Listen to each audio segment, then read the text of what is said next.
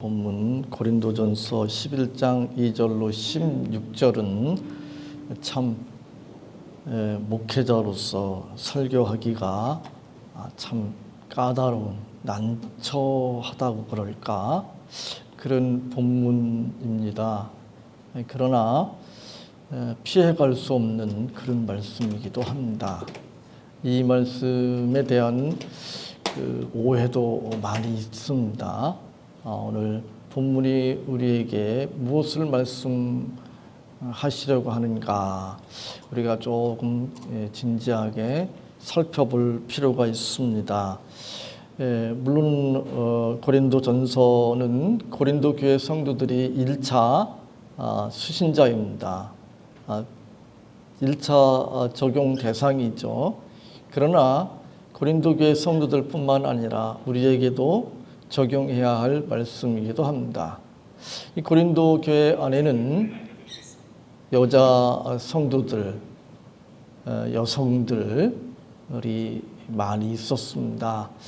특별히 그 가운데 남자 성도들보다 여러 가지 면에서 신앙 지식도 뛰어나고 또 신앙에 있어서 열심히 있고 또 여러 가지 은사를 받은 그런 여자 성도들이 많이 있었습니다.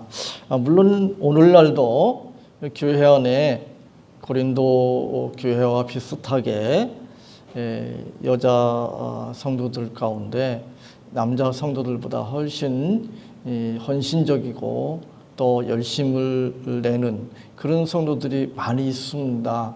교회에서 남자 성도들 못지않게 그 이상으로 정말 봉사도 많이 하고 또 활동도 많이 하는 그리고 지식적으로도 똑똑한 그런 성도들이 많이 있습니다. 그리고 특별히 오늘 본문 말씀을 받는 그 시대의 고린도 교회 성도들과는 또 오늘날 우리의 상황은 또 많이 다릅니다. 여러 가지가 다르겠지만 본문 말씀과 관련되어서 특별히 다른 점이 무엇인가 하면 그 시대와는 비교할 수 없을 만큼 남녀 평등이 강조되고 있는 그런 시대에 살고 있습니다. 그러므로 오늘 본문을 다루는 것이 그렇게 만만치가 않습니다. 어떻게 보면 이 여성에 대한 어떤 그 차별로 이렇게 해석될 수 있는 그렇게 받아들여질 수 있는 그런 표현들이 많이 있기 때문에 참 조심스러운 그런 본문입니다. 그러나 이제 요약하면 이런 것입니다. 이 교회 안의 여성들이 이 남성들보다 여러 가지 면에서 앞설 수 있습니다. 또 실제로 그런 일들이 많이 있습니다. 제가 지금까지 신앙생활을 하면서 제가 다니던 교회들을 이렇게 돌아보아도 이 교회 안에 그렇게 믿음 좋은 남자들이 그렇게 많지가 않아요. 근데 믿음 좋은 여성들은 상당히 좀 많아요. 그리고 교회에 충성하고 헌신하는 사람들 남성 중에도 있지만 이 숫자가 참 적습니다. 여성들이 더 많죠. 그리고 성도들 숫자를 이렇게 남녀 비율을 보아도 이 여성들이 훨씬 많습니다. 그런 상황에서 이제 어떤 생각을 할 수 있는가 하면 내가 비록 여자이지만 남성들보다 훨씬 여러 가지 면에서 뛰어나니까 내가 그 남성들 위에 군림하고 지배하는 것 그것이 마땅하지 않은가. 지금 군림하고 지배한다는 표현을 썼지만 조금 좋게 말하면 지도하는 위치에 있어도 또는 주관하는 위치에 있어도 그게 뭐 잘못인가 이런 생각을 할 수 있습니다. 근데 오늘 본문은 그렇지 않다고 우리에게 말씀하고 있습니다. 이건 남녀를 떠나서 내가 다른 사람보다 성경 지식에 있어서 좀 더 나을 수 있습니다. 또 다른 사람들이 하지 않은 특별한 어떤 체험들을 할 수도 있습니다. 또 다른 사람들이 받지 못한 그런 은사들을 받을 수도 있습니다. 그리고 교회 안에서 봉사하고 활동하는 면에 있어서 열심이나 또 충성도에 있어서 다른 사람보다 내가 더 나을 수도 있습니다. 그러면 세상적으로 말하면 그런 위치에 있는 사람이 지도자가 되고 그런 위치에 있는 사람들이 다른 사람들을 통치하고 다스리는 것이 조금 부정적인 표현을 쓰자면 군림하고 지배하는 것이 당연하지 않은가 이런 생각을 해볼 수도 있습니다. 그런데 성경은 그것에 대해서 그렇지 않다고 말합니다. 세상은 그것이 당연시 되고 있습니다. 제가 니체의 책을 여러 권 읽고 또 니체의 사상을 비판하는 책들도 여러 권 읽어봤는데 니체는 권력의 의지, 뭐 다르게 말하면 심의 의지라고 하는 주제를 가지고 계속 이야기를 하고 있습니다. 인간은 권력의 의지가 있다는 거예요. 심의 의지가 있다는 거예요. 그건 저는 어떻게 해석하는가 하면 지배하려는 의지가 있다. 그렇게 해석을 합니다. 그래서 누구든지 자기가 어떤 힘을 가지고 힘을 키워가지고 그게 돈일 수도 있고 권력일 수도 있고 지식일 수도 있고 명예일 수도 있습니다. 그것이 육체적인 어떤 건강, 체력일 수도 있습니다. 사람들이 그것을 열심히 추구합니다. 그리고 그걸 가지고 다른 사람보다 훨씬 나은 위치에 서서 다른 사람들을 지배하고 싶어 합니다. 그렇죠. 그리고 니체는 기독교를 이제 맹비난합니다. 특별히 성직자들에 대해서 비난을 하는데 성직자들이 종교라고 하는 것을 통해서 기독교라고 하는 것을 통해서 이 사람들을 지배하려고 한다는 거죠. 성직이라고 하는 어떤 이 권위랄까 어떤 권력을 쥐고 이 성도들을 지배하려고 그러죠. 그래서 중세교회도 그랬고 지금도 일부 교회에서 그러지만 성도들이 그 성경을 많이 알거나 신학을 공부하는 것에 대해서 이 목사님들 가운데 좋아하지 않는 그런 목사님들이 많이 있습니다. 왜냐하면 자기가 많이 알아야 성도들을 지배할 수 있다고 생각하니까. 잘못된 기독교죠. 그런 일들이 많이 있습니다. 그리고 교수들이나 목사님들 중에 자기가 가지고 있는 지식 그것을 다른 사람들한테 아낌없이 이렇게 나누어 줘야 되는데 그렇게 하지 않는 경우가 많습니다. 왜냐하면 자기가 그걸 가지고 있어야 다른 사람들을 지배할 수 있다고 생각하기 때문에 그렇습니다. 근데 이것은 기독교가 아닙니다. 그것은 성경적이지 않습니다. 세상에서는 그것이 통할지 모릅니다. 아니 세상은 그것을 당연히 여길지 모릅니다.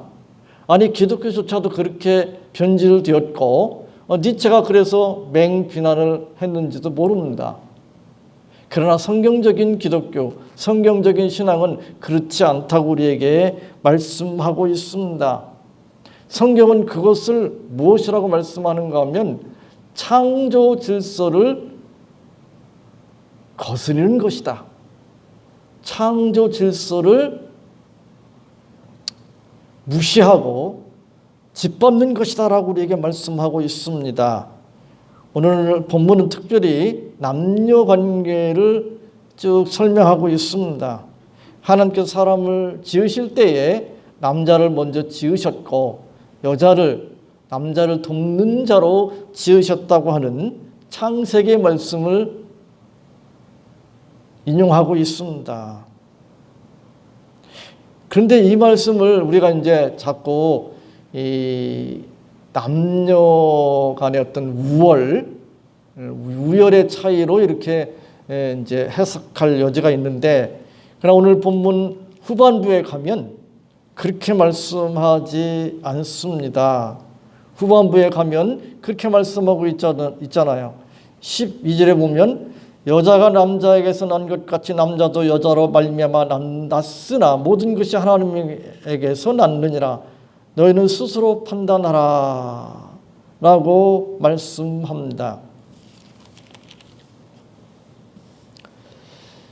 오늘 본문에서는 남녀의 책임과 역할에 대해서 이야기하고 있는 것이지 우열을 이야기하고 있는 것이 아니라는 사실을 우리가 알아야 되겠습니다.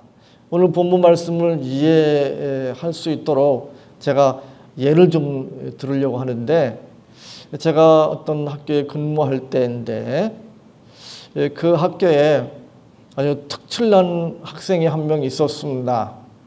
그 학생이 그 선도부, 지금은 학교에서 어떻게 부르는지 모르겠습니다. 선도부원이었는데 제가 교회 생활 지도 담당이어서 교문에서 그 학생하고 이 교문 지도를 자주 했습니다.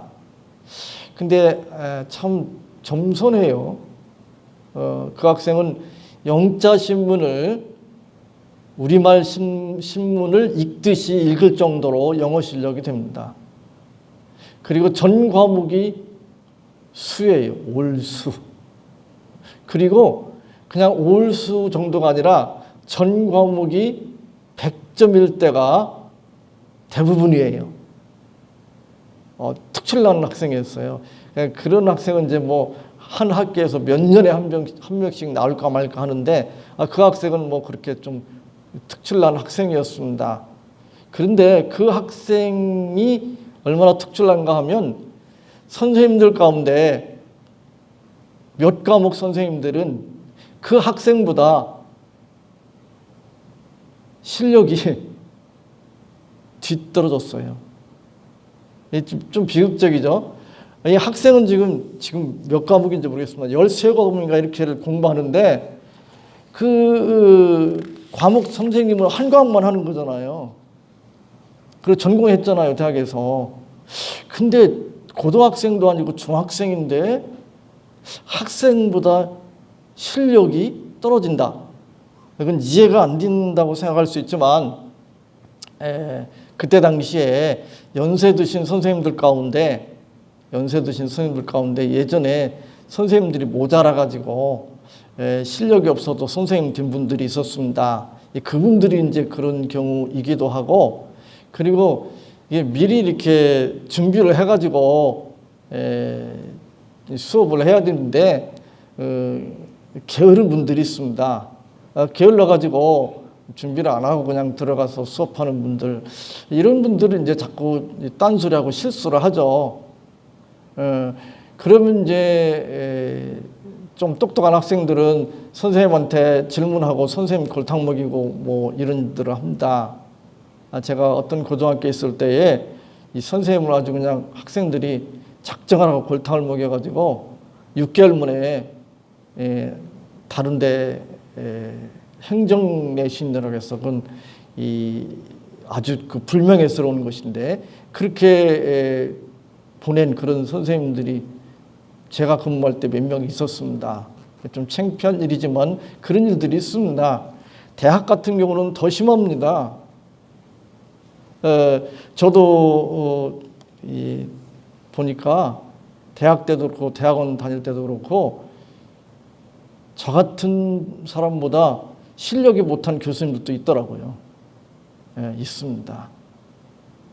저는 중학교 때 어떤 선생님이 정말 실력이 없어가지고 수업 시간에 선생님 망신을 준 적도 있습니다. 지금 생각하니까 정말 철없다. 내가 왜 그렇게 했을까? 참 후회스러워요. 그 선생님이 지금 어디 살아계신다면 한번 가서 사과하고 싶어요. 물론 그 선생님이 좀 엉터리로 가르쳤어요. 질문하면 대답을 제대로 한 적이 없어요. 그 정도니까 제가 열받아서 좀 그러긴 했는데 지금 생각하니까 철이 없었던 것 같아요. 조금 전에 이야기한 그 학생은 선생님이 수업 시간에 잘못 가르치거나 실수를 하잖아요. 그러면 어떤 학생들은 손 들고 뭐 선생님 질문하고 선생님 이렇게 좀 망신 주려고 하고 이렇게 하거든요. 근데 그 학생은 절대 그러지 않습니다. 수업이 끝나면 선생님한테 찾아와 가지고 선생님 아까 이렇게 말씀하셨는데 저는 이렇게 생각하는데 제가 좀 이해가 잘 안 되는데 이런 식으로 이야기하는 거예요. 자신이 똑똑한 것으로, 자신이 잘난 것으로 선생님을 망신 주려고 하고 선생님을 지배하려고 하지 않는 그 학생이 훌륭한 학생이잖아요. 자기가 잘난 것 때문에 선생님 망신 주려고 하고 선생님 좌지우지하려고 하는 학생이 훌륭한 학생일까요? 아니잖아요. 물론 선생님하고 학생들은 인격적으로 동등하고 평등합니다. 그러나 선생님과 학생의 책임과 역할은 다릅니다.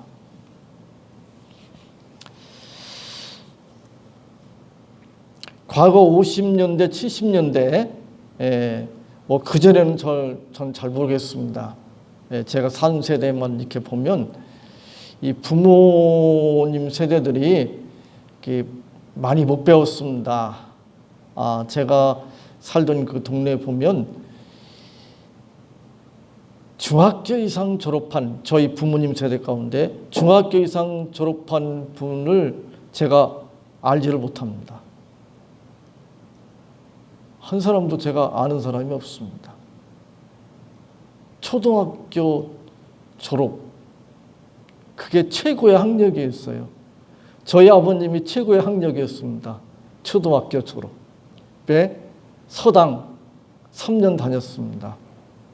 한문은 뭐 웬만한 사람은 대적할 만큼 실력이 되셨지만 그러나 영어라든지 뭐 다른 학문 분야에 있어서는 뭐 어떻게 안 되죠. 지금처럼 인터넷이 되고 그다음에 그 매스컴 이런 것이 이렇게 발달되어 가지고 그런 것을 많이 접했으면 그렇게 고학력이 아니라고 하더라도 자기 스스로 책을 많이 읽고 인터넷에 여러 가지 그 필요한 것들을 검색을 하고 또 TV나 라디오나 이런 걸 들어가지고 정보를 이렇게 수집해가지고 자기 나름대로 이렇게 축적을 하면 그렇게 뭐 높은 학력이 아니라고 하더라도 실력을 쌓을 수 있습니다. 근데 그때는 그러지 않았잖아요. 그때는 그러지 않았습니다. 그러니까 방법이 없는 거예요. 근데 열심히 노력을 해서 자녀들을 중학교 보내고 고등학교 보내고 대학 보내잖아요. 그럼 자녀들하고는 세상 지식적인 면에서 대부분의 부모들이 이건 상대가 안 돼요. 상대가 안 돼. 그때에 정말 훌륭한 자녀가 어떤 자녀인가? 우리 어머니 아버지는 무식해. 아는 게 없어. 그러고 무시하고 멸시하는 게 훌륭한 자녀입니까? 아니잖아요. 그게 아니잖아요. 오히려 겸손하게 부모님을 도와드려야 되는 거잖아요. 자기 우월한 거, 자기 똑똑한 거 가지고 부모님을 돕고 섬겨야 되잖아요. 그게 훌륭한 자녀잖아요. 지금 부모와 자녀 그리고 선생님과 학생 가지고 지금 비유를 했습니다. 근데 남편과 아내도 그렇다는 것입니다. 남편과 아내의 관계도 이런 관계라는 것입니다. 아내가 남편보다 훨씬 똑똑할 수 있습니다. 근데 그 똑똑한 것으로 남편 위에 군림하고 남편을 지배하려고 하면 그런 가정이 화목하고 행복한 그런 가정 될 수가 없습니다. 그런 가정 좀 본 적이 없습니다. 그 잘난 것으로, 그 우월한 것으로, 그 똑똑한 것으로 섬기고 도와야 되는 것입니다. 그것은 남편과 아내와의 관계만이 아닙니다. 목사와 성도들과의 관계도 마찬가지입니다. 고린도전서 3장 5절로 6절에 이 아볼로라고 하는 사람이 등장합니다. 이 아볼로라고 하는 사람은 목회자였습니다. 근데 복음에 관해서는, 예수 그리스도의 복음에 관해서는 일반 성도였던 브리스길라와 아굴라보다 못했습니다. 어떻게 그런 일이 있을 수 있지? 그런 일이 있을 수 있습니다. 지금도 그렇습니다. 목사님들 가운데 일반 성도보다 성경 지식이나 신앙적으로 수준이 낮은 분들 많습니다. 제가 이런 생각을 해봤습니다. 우리나라에 미션 스쿨들이 많이 있잖아요. 그 가운데 연세대, 이화여대를 비롯해서 그 다음에 고신대학이라든지 이런 데 몇 군데 의예과가 있는 대학을 생각해 봤습니다. 의예과. 미션 스쿨에는 또 신학과가 있잖아요. 어떤 교수님이 고신대 교수를 했는데 답답하다고 그러더라고요. 어떤 교회에 고신대 신학과 나온 분이 목사님인데 고신대 의예과 나온 의사가 그 교회 장로라는 거예요. 이거 좀 그렇죠. 그래서 어떻게 됩니까? 그 의사인 장로님이 목사님 위에 군림해야 됩니까? 지배해야 됩니까? 그게 아니잖아요. 사도행전 18장 24절로 26절에 보면 이렇게 기록되어 있습니다. 알렉산드리아에서 난 아볼로라 하는 유대인이 에베소에 이르니 이 사람은 학문이 많고 성경에 능한 자라. 그가 일찍 주의 도를 배워 열심으로 예수에 가는 것을 자세히 말하며 가르치나 요한의 세례만 알 따름이라. 그가 회당에서 담대히 말하기를 시작하거늘 브리스길라와 아굴라가 듣고 데려다가 하나님의 도를 더 자세히 풀어 이르더라 라고 기록되어 있습니다. 여기 브리스길라와 아굴라가 듣고 데려다가 이러니까 조금 약간 표현이 좀 그런데 영어 성경에 보면 인바이트입니다. 인바이트. 초청이에요. 초청. 초대해서 하나님의 도를 더 자세히 풀어 이르더라. 여기도 보면 약간 어감이 그런데 영어 성경 어감이 좀 나은 것 같아요. explain. 설명했다. 설명. 그러니까 이 아볼로라고 하는 목회자는 학문도 많고 성경에 능했지만 그러나 요한의 세례까지 예수님에 대해서는 오히려 브리스길라와 아굴라만큼 제대로 바르게 알지 못했습니다. 그래서 브리스길라와 아굴라 부부가 이 목사님을 초청해서 예수님에 대해서 자세히 설명했습니다. 오늘 본문에 보면 이렇게 말씀합니다. 16절에 변론하려는 태도를 가진 자가 있을지라도